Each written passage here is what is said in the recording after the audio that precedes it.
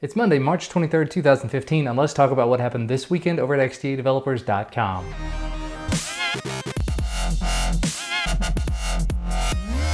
First, as an update to Friday's video, Mo Versi from HTC went back on Twitter over the weekend to say that HTC has heard the concerns that you guys had about carrier-based M7s with regard to Android 5.1.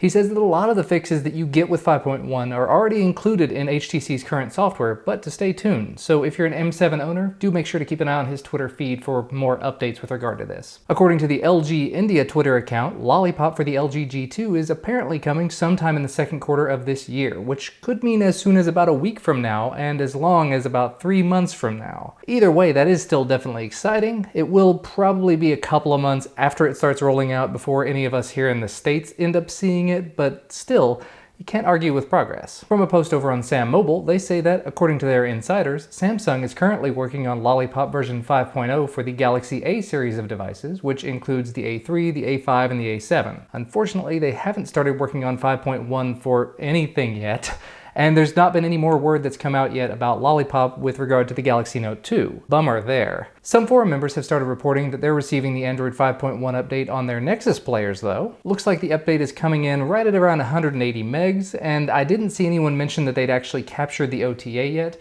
but do make sure to keep an eye on that forum thread for updates, since Google still hasn't posted the factory image yet. Speaking of capturing updates, a forum member apparently captured Android 5.1 soak test update for the 2014 Moto X. It's a little under 350 megs, and everything I've read about it so far looks positive, so if you've got that Moto X, go ahead and check out that forum thread as well. The Lollipop OTAs for the Android One devices have also been captured and made available, and some information and instructions about what to do with them and about the updates themselves are also available in that thread. Now, moving on to some unofficial updates, XDA senior member Alberto97 put together an Android 5.1 AOSP-based ROM for the 2013 Moto G. It has a decently short list of issues, so as long as you're not using a dual SIM variant, or if you're not using CDMA, you're probably okay to go ahead and give it a shot. XDA recognized contributor TechHD put out a ROM called Lollipop for the T-Mobile Note 3, based on a Lollipop firmware originally for the Note 4, so if you've got the T-Mobile Note 3, it might be worth taking a look at his thread for more info as well. XDA members Hi1 and Kermani Arslan ported CM12 to run on the HTC Desire C.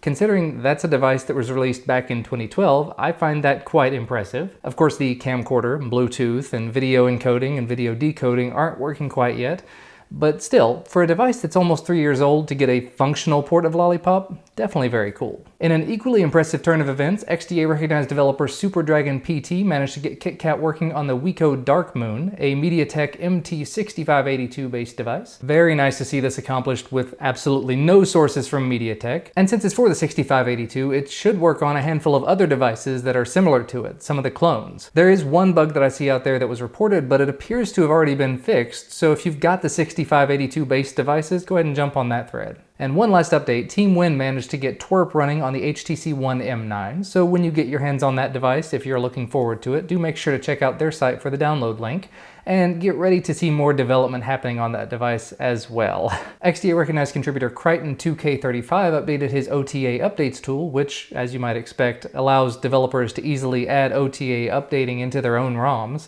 And in this release, he added support for Android 5.1, as well as making the UI a little bit prettier on both the holo and the material design sides. And to wrap things up, Mario put together an article talking about USB Type-C, the new standard that we're probably going to be seeing an awful lot more of in the near future between our devices, our laptops, our desktops, whatever else. Huawei also announced their friendly user testing program for a smartphone that they're going to be releasing in the near future. They've partnered up with XDA to give some of you guys the opportunity to get in on their program early and to get your hands on this unreleased device, complete with SIM and everything. So if you're interested, head on over to the portal post. There's a Rafflecopter widget embedded there that you can fill out to enter. But you know what? That's going to be about all from me for today. You can find the links to all the stories I talked about down in the video description as usual, as well as the links to my YouTube channels, because you should definitely go check those out.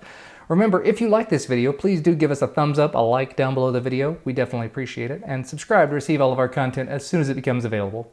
Thanks so much for watching, and I will see you next time.